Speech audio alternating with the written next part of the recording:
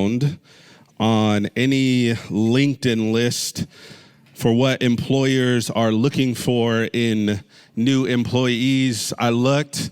This word is not even going to be found on the top dating sites that encourage you on the type of character or qualities that you should find in someone. Oftentimes, the words that people describe the type of people that they're looking for, whether it's a job or a spouse, does not characterize this word, even in friendships. What make great friends is not even characterized by this word. Well, this word is meek. And a lot of people associate this word with weakness, almost a form of timidity. So if you can think of a very timid person, a very shy person, maybe someone who lacks confidence, oftentimes meek is the word that many people could use to describe them. And that's why Jesus' way of life is so upside down. The way Jesus wants us to pursue his kingdom, which how we have described here, is whenever and wherever God gets what he wants, God ruling, being the leader of your life, he describes it, his kingdom is for those who are meek. And in a world who has many misconceptions about that, I think we need to understand that being meek makes us more like Jesus. It doesn't make us seem weak. So we've been in this series talking about seeking first this kingdom, this upside down way in which Jesus is what he's doing here is he's providing like this proclamation. He is declaring to this audience that I have a new way in which I want my people to live. This audience who knew Rome, who knew Emperor Caesar, who knew very much what people were navigating and struggling with during that time. Jesus says, my kingdom, my way is going to be like nothing that you've seen. And the characteristics that I'm going to value in my kingdom are upside down, especially in our cultural climate and time that we live in today. Meekness, I would argue, is probably like not high up on your priority list. Like I imagine many of you don't wake up in the morning like, golly, it's a great day to be meek. You're not thinking that. Many of us were probably thinking about the things we got to do, the money we got to make, the bills we got to pay, the kids we got to feed, the significant other that we're still searching. Whatever the case may be, it's not what we naturally wake up thinking. And so Jesus here, what he's doing with this Sermon on the Mount in Matthew 5, it's his manifesto. It's like his blueprint that he wants us to live into when we start living for him and his way. And what he's describing here is like, yo, if you live according to my way, what you get is the good life. It's a really good life. And I want to encourage someone today. I think the world is trying to offer you goodness and offer you life in things that are dead. And Jesus says, I have the keys. I have the keys to the good life that you are looking for, but it's going to have to come through how I bring it and what I say and what my word says. And so here, this whole idea of seeking first the kingdom, this whole idea of being blessed, this word makarios, meaning blessed, happy. What we have been saying here at Portrait is we are using that word blessed for those who are in sync with the kingdom. So if you can go back and listen to old messages, we talked about in sync with God's kingdom. You are in sync with his way of life when you are poor in spirit. When you are humble and just utterly dependent on God and what God says and how God leads. And then it says, in sync with the kingdom are those who mourn. Mourning, this idea of being grieved by the sin that's inside of you, the evil and the ways in which inside of you does not embody the way of Jesus. We grieve that, but we also grieve the sin that's in the world. The destruction that's happening in the world, the evil that's happening to you, or has happened to you, or has happened around you. We grieve that. And now Jesus makes this transition to say, blessed are the meek. The meek.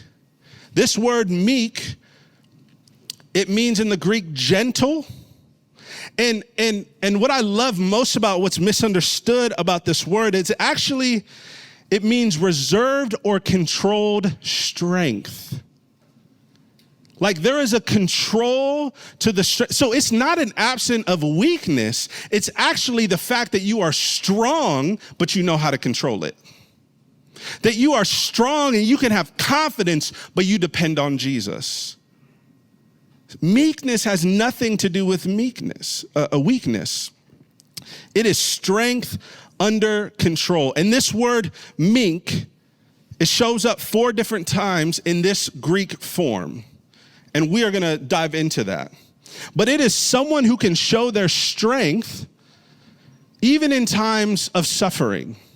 See, a lot of times when things go wrong or when things are maybe a little out of control or confusing or maybe unknown, like I know for myself, like I tend to want to show strength and show that I am capable, show that I can, that I'm capable, that you can look at me and be like, he's a competent individual. The idea of being meek is someone who is more concerned with God getting what he wants, things happening God's way, and not things being striven for out of my own strength. And can I tell you, I am not, like the tension that I knew coming into being a pastor, if I'm being honest with you, is I knew that there would be weeks where I would have to preach a text that I am not living out greatly, if I'm being honest. Like I think we live in this world where people that have microphones and platforms, we almost kind of assume that they are above or that they don't struggle or that they just have it all together. Maybe because they never tell you that they don't. But can I just be honest? Like I am not the model for meekness.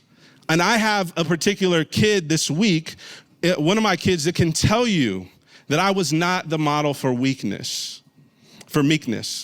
I was the model for weakness, but not meekness.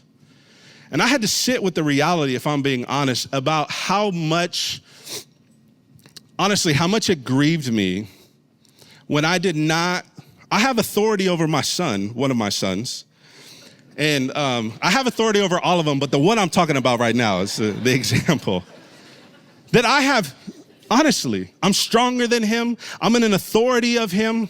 But in this moment this week, I did not have my strength, my tongue, what I said under control. If I'm being honest, I was very sharp towards one of my boys. And I saw the way he looked at me, and it grieved me.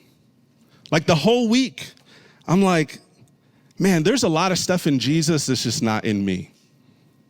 And I think this idea of being meek, pursuing poor in spirit, mourning and grieving, it could actually push us to pursue the fact that God has given each one of us here strength, but to submit that strength, the authority that we have in all these spaces and places, to put it under control and submission to the King. And to be honest, and I'll explain more, I had to really like process, why did I respond this way to him? What was going on inside of me that led me to be the opposite of meek? And so it says that the meek will inherit the earth. And I think Jesus is our model. So what we're going to do here, and I want us to understand that this whole idea of inheriting something, you don't buy it, you don't have to conquer it, you don't even rent it. Like it's been given to you. You receive it, and then you own it. That's what it looks like when you inherit something. Like imagine, some of y'all wish you, like, let's imagine this together. That this upcoming week, you and I inherited a brand new house. Somebody say, amen, Jesus. Hallelujah. And the beauty about inheriting it, the beauty is that this thing is already paid off. So imagine the house you get, you ain't got that interest rate. Somebody say amen to that, right? Because some of y'all know we rocking with 6-7%. Dear God, I hope not 8.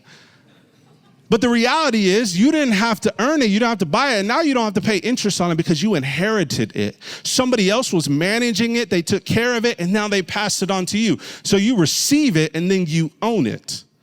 So this whole idea of inheritance, this word is found 18 times in the New Testament. We see it in places like this, that you will inherit eternal life, that you will inherit the kingdom, that you will inherit a blessing, a name, a salvation, all things. And this is the only place where it says in the New Testament that land will be inherited. What Jesus is doing here, because we have to remember, Jesus is talking to the first audience. We are not the first audience. The first audience is those who he got around this mountainside to talk to.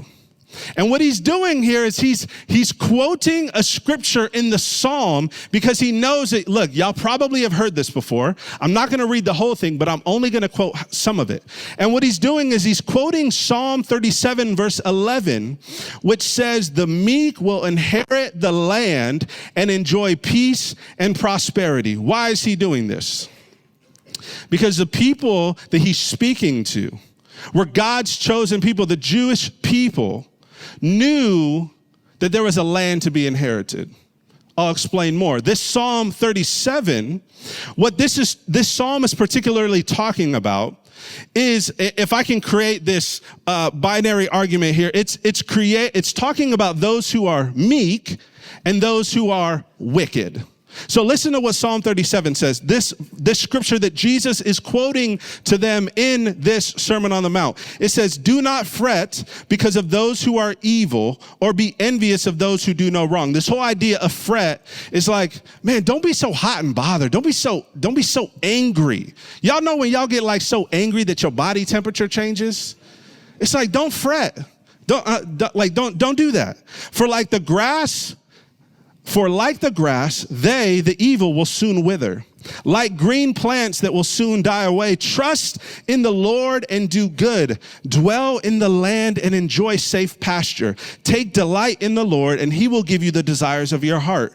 Commit your way to the Lord. Trust in him, and he will do this. He will make your righteous reward shine like the dawn, your vindication like the noonday sun. Be still before the Lord and wait patiently for him. Again, do not fret when people succeed in their ways, when they carry out their wicked schemes. Refrain from anger and turn from wrath. Again, do not fret. It leads only to what? Everyone say it. Evil. For those who are evil will be destroyed, but those who hope in the Lord will inherit the land. A little while and the wicked will be no more. Though you look for them, they will not be found. But the meek will inherit the land and enjoy peace and prosperity. You see, some of you, as you're even reading this, you can resonate a little bit with like what's happening in this psalm. Like, God, why are wicked, evil people around me seem to prosper, and here I am and I'm not? Like, why do those kids seem to behave and they don't even care about their kids, but somehow they still behave? Why did I get skipped over in the job promotion when you know how much more I work more than this person? Like, why don't I get the same opportunities as this person? I work harder than them, God. Why doesn't our marriage look like this? Why don't we have money like this when I know this person? I know what they do, God. They don't care about you. Why does it seem like wicked people seem to prosper in the land, and here we are with nothing? Why? I think many of you can resonate with that tension.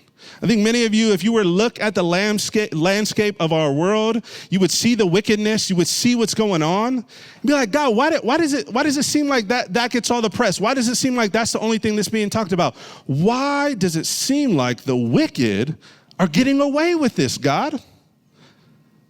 And the tension here is when there's wickedness, it's really hard for us to wait. It's really hard for us to, golly.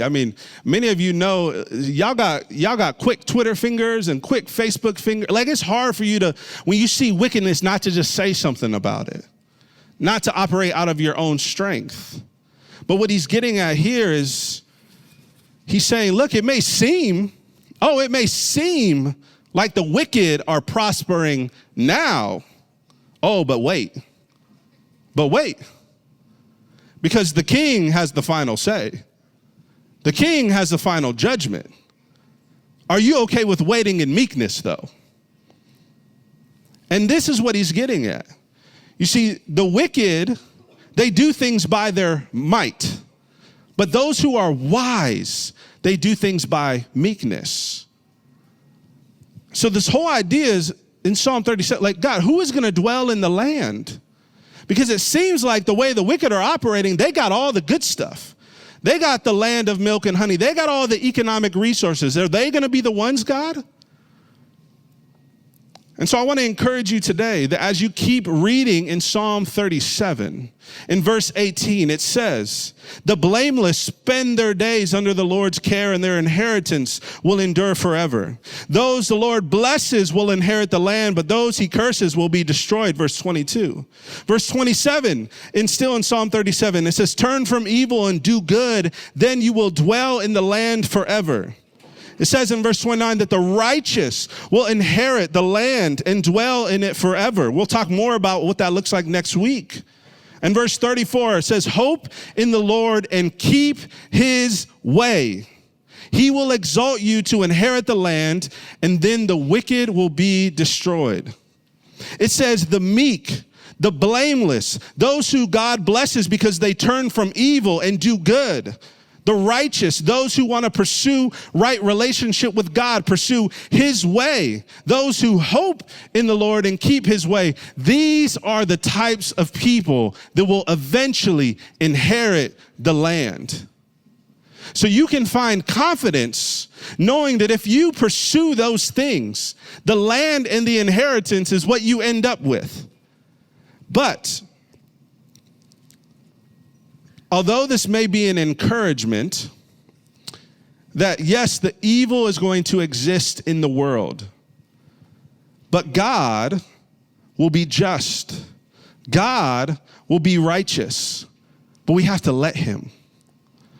Because when we don't allow him to, when we operate out of our own strength, we actually devoid God of his power and people being able to see his power displayed through righteousness and through justice. And here's the thing, these people, this original audience, this was the perfect people for him to speak to. Why? Is because they're living at a cultural moment in time where the Roman Empire, they got all the land. It looks like they're prospering. Like these people that he's speaking to were living like conquered people in a land that was promised to them. So these people are living in a land that was promised to them by God. Yet here they are being overly taxed, being killed for treason, being religiously oppressed, in a land that God had promised them. And here Jesus is telling them, the land that you want to inherit is not going to be by force. Because remember, many of God's people, that's how they thought the king was going to come. Oh, you about to come in on some chariots, you about to do that Thanos thing and snap, and everybody about to be gone. That's not how he came. He's talking about the meek. So, just imagine what this first audience is thinking. He's about to rally them all together. He's like, and the meek will inherit the land. And I imagine they probably looking around like, who's this dude now? For a minute, I thought he could have been the one. He knows what we're going through right now. He knows that all these wicked Roman people are prospering, yet he wants us to be meek. Exactly what he wants us to do. Because what happens, the people that were not pursuing meekness were not living according to the way of Jesus. They were conforming to the way of culture during that moment. Consider the tax collectors. There are many people who, instead of following the way of Jesus, are like, yo, if we can't beat them, let's join them. So they become tax collectors. There are many who are these heightened religious people that they thought, oh, if we do all these things correctly, then maybe something will change. Then maybe we'll get the land. And those were the Pharisees. And then there were this other group who thought, maybe if we just aligned ourselves politically, then maybe we can inherit some land. If that don't speak to nowadays, shoot. The Sadducees. Oh, if we just align politically here, maybe then we'll inherit the land. Oh, if we just vote this way, if we just get our candidate in office, then we'll get the land back. Have you not heard that before? Meekness. And then there's those who oppose by violent resistance called the zealots. So these people saw all these different ways people were trying to, quote unquote, get and inherit this land and this safety and this security, but they weren't aligning themselves with the way of Jesus through meekness. Jesus sees, look, y'all are trying to do this in your own strength. Didn't I make a promise to my people?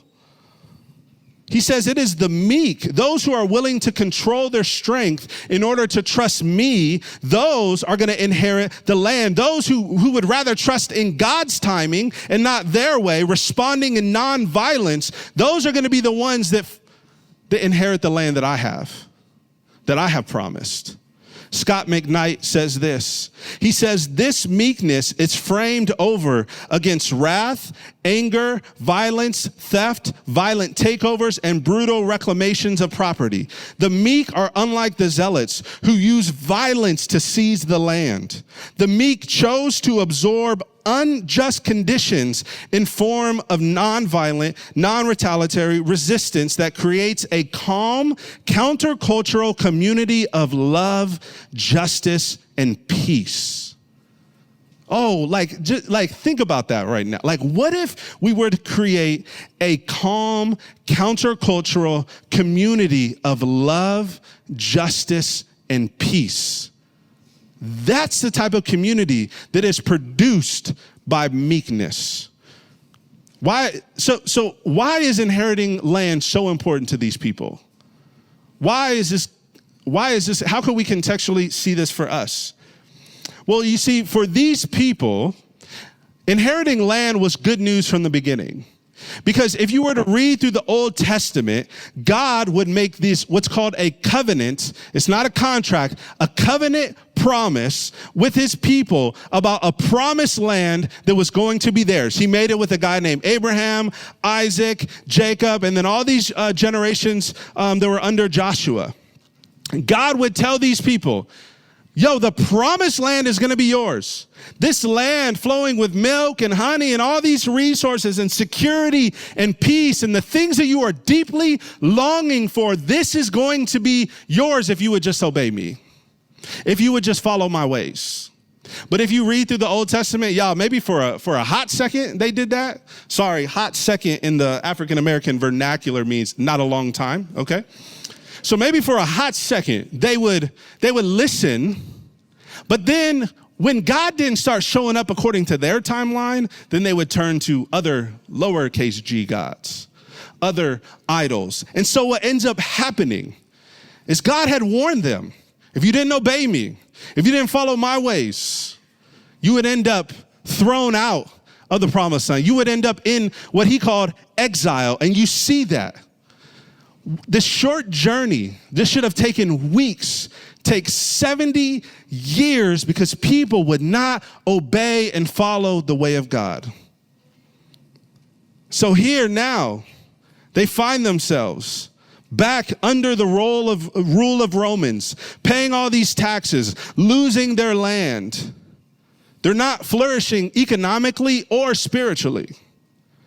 But more importantly, to God's chosen people, land was not just for economic security. It wasn't just for safety and flourishing. It meant, here's what this inherited land meant for them. It meant that they would be at peace with God. It meant they would have peace with God because of the covenant, the promise that God had made.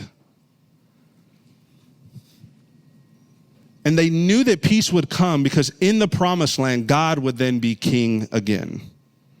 So in our current moment, what does this look like for us? What does inheriting land look like for you and I? Yeah, sure, it could be, yes, inheriting wealth, inheriting a house with no PMI, whatever the case may be. Like, it could be good news for us, but I want us to understand how Jesus modeled this idea of meekness And I believe that if we follow the model of Jesus, then we will always end up with inherited land. Jesus modeled it. And the beauty, I'm so thankful that this message ended up right after Easter, because we just talked about how Jesus, this king, did not ride in on stallions or chariots with these incredible horses. This word, this same word, meek, this being described in this Matthew 5:5 text was described in Matthew 21:5, where it says, see, your king comes to you, gentle, meek, and riding on a donkey. That Jesus would display the ultimate form of meekness by how he came to enter into the moment in which he would be crucified. And you know what the beauty about I didn't hear anyone really talk about this before, but I had to sit and really process this week. He came in meekness, but then he also left in meekness. Because what I noticed about Jesus, again, there's so much stuff in him that's not in me. He raised from the dead, and he doesn't go around pompously telling people, look at what I've done. Yo, if that was me, you better believe a couple viral videos are going down. Hey, your boy didn't got up. Look at this. Look at these scars. They can't touch me. I would have been doing a dance. I would have been feeling myself. Tried to trend. Jesus doesn't do that. He meets these two people on the road of Emmaus. They don't even know it's him. He's just talking to them, engaging with them. They sit down at a table with him. They don't even know this guy. How is it all of a sudden that you're walking, now he's in your house? And he sits down with them, and then he breaks bread with them, and all of a sudden their eyes are opened. It wasn't because he showed them, look at what I've done. Yo, I'm that guy. You know that guy you're all sad about that died? Yo, I'm him. I'm him. He didn't go around pointing like he just made the SportsCenter top 10 play. He didn't do that. It was meekness. It was gentleness, even in the moment where he could have had all the arrogance in the world and look at what I've done. He still shows up in meekness and gentleness. Reveals himself by the breaking of bread. This is the king that we follow. The gentle, meek king. And listen to what he says. In Matthew 11, the other spot where we find this word meek in its translation. Come to me, all you who are weary and burdened, and I will give you rest. Take my yoke upon you and learn from me, for I am gentle, meek, and humble in heart, and you will find rest for your souls. For my yoke is easy and my burden is light. So the other thing that we need to see our king modeling in this moment is he says, let me explain to you how I want you to live and operate in my kingdom. This whole idea of yoke, we have a picture, you can put it up. We have a picture, is it up there? I can't see, is it up there? Okay, cool, yeah. So we have this picture, and what's happening here is you have these two oxen. I think that's how you say it in plural. One of y'all educators can correct me afterwards. But seriously, my wife, I'm telling you, after many sermons, she's like, hey, you could have, I don't think you used that right. I'm like, good, because you my grammar police. I don't, But there are some things where I'm like, girl, that's just how black people say it, okay? All right? So you're just going to have to get used to it. But this whole idea of a yoke, it refers to a wooden crosspiece that is fastened over the necks of two animals, typically oxen, to enable them to pull a plow or cart together. This device allowed for efficient harnessing of animal strength and coordinated their movements for agricultural work. The yoke can symbolize control, guidance, and partnership in the context of animals. Farmers use yokes to direct the strength of their animals towards a common goal, such as tilling the land or transporting goods. So what Jesus is saying here, the gentle, meek king, this is a yoke. This is what Frederick Dale Bruner says. This yoke is a work instrument. But when Jesus offers the yoke, he offers what we might think tired workers need least. They need a mattress, Jesus, or a vacation, not a yoke. But Jesus realizes that the most restful gift he can give the tired is a new way to carry life, a fresh way to bear responsibilities. Realism sees that life is a succession of burdens. We cannot get away from them. This whole idea of burdens are like the heavy things that are that are weighing you down. The problems, the worries, the cares, like these burdens, every single one of us is experiencing them. And if you're not, you will at some point. But instead of offering an escape, Jesus offers equipment. Jesus means that the obedience to his way, his yoke, will develop us in a balance and a way of carrying life that will give more rest the way we have been living it. Jesus is saying, come alongside me. He gets on the other side of the yoke and he says, listen, like I'm willing to carry the heavy burdens here, but we're gonna have to move at my pace. I'm willing to come underneath this side with you because my way is light. It's easy because I'm carrying the load. But many of us, we're under a different yoke and it's not producing meekness. It's producing more might. It's producing more of you trying to find strength in yourself. You see, in order to adopt the lifestyle of Jesus, we have to pay attention to the life of Jesus. You can't have the lifestyle of Jesus without looking at the life of Jesus. When you look at his life, you see nothing but meekness. And he's saying, I'm going to do the heavy lifting. Come under my way of moving about this world. So what does this mean for you and I? We are in a war-torn culture. I mean, if we want to dig deep into history, from many of the ways in which things exist in America was off of war and slavery. We live in a culture where many people are too honestly concerned with their rights instead of being righteous.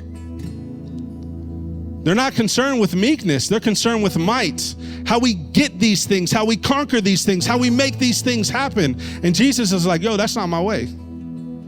And I understand it's probably hard for some of you to imagine what my way is because you've been so indoctrinated into the culture and the way that they do things. He's like, my way is different. My way is meek. My way is light. My way is gentle. So for us to live as meek people, there's 4 things I want us to consider. We need to learn to trust God when wicked prosper. If you and I are going to grow in meekness, we need to learn to trust God when wicked people are prospering. When it looks like the wicked people are getting more land, more money, getting more airtime, do you trust God when the wicked prosper? Or are you trying to take things into your own strength and own wisdom? You see, to be honest with you, the issue that I had with my son this week when I had to really peel back the layers was there was a conversation that I had with my wife prior where honestly I was complaining about other people and what I felt like how they were getting financially blessed. And I was just frustrated and I was in my feelings because I made a mistake on our taxes. I trusted a wrong person and then we ended up owing way more. And then there was like this whole issue. And so I was embarrassed. I was frustrated. And I was just like, so my frustration, my embarrassment, it led me to like, oh man, what are these wicked people? How do they get this stuff? And it just changed my whole attitude and demeanor. And all of a sudden here I am being sharp with my son because I'm under a different yoke. I'm under a different yoke. It's not a yoke of meekness. It's not a yoke of gentleness. So I'm responding to my son because honestly, I wasn't trusting God in my own situation and how I messed up in it. I wasn't trusting God. I was too busy wondering, why do all these other people get the thing that I felt like we deserve? And then it changes the way I treat my son. And I don't think many of us understand that the things that we are being indoctrinated in this world and culture, it affects how you're formed and it affects how you treat others. And I learned that firsthand as I'm looking at my 5-year-old's eyes who are literally communicating to me, Dad, you are not being gentle. I'm under a different yoke. Because at the end of the day, I didn't trust God for the land. I didn't trust God for the land that he has promised my family. I didn't trust God for the land, because land was security for these people. Land was safety. Land was economic reach. Land was peace with God. I didn't trust him in that moment for it. I was too busy comparing the landscape of what I felt like other people got that I didn't get. And so I had to own it. I had to repent. I had to confess. I had to get before God and say, God, I can't preach a message if I have not even repented of the ways that I have not embodied this. Because again, there's so much stuff in Jesus that I see that is like not in me. And that's like the lifelong pursuit here. That's why we say, see Jesus, be with Jesus, become like him, and do what he did. Because you can do that all of your life. Like, you're never going to become master, Jedi, Christian. Like, I can't stand when people say, oh, he's a super Christian or he's a new Christian. Like, fam, there's no like hierarchy as we follow Jesus. It's we all follow and submit to a king and a ruler, and like, we're all on level playing ground here, family. There's no super Christians in the room. I am a learned hypocrite. I am learning about my own hypocrisy, and it stinks. But at the end of the day, if I'm going to choose the way of Jesus and meekness, it means I have to not trust in my own strength. I have to submit to the one who has all strength. The third thing I think we need to consider is committing to the way of Jesus. There's 2 categories of people in this room right now. 2 categories of people in this room. Those who trust God and those who trust themselves. And at the end of the day, you are going to find yourself under a yoke, under some sort of leading. And I pray that today you go home and you're like, man, I want to get under the yoke of Jesus. I want to pursue being meek. I want to inherit this future land. And that's the last one, where we hope in a future inheritance that it says that we all will be one day with God. And that land flowing with all these goodness, and there's going to be no sorrow there. There's going to be no pain. There's going to be no evil there. But you have to recognize the evil inside of you here first on earth. Trust and commit your way to Jesus, because there is a hope and a future inheritance waiting for us. But would we wait? So the beauty of an inheritance, again, it has a security to it. Most people, when they make their own money, there's almost like this weird insecurity, because you got to prove to people why you made it. You got to prove your worth to people. I made this, so I did this, so I got to prove. But when you receive an inheritance, you ain't got to prove nothing to nobody, because you didn't manage it.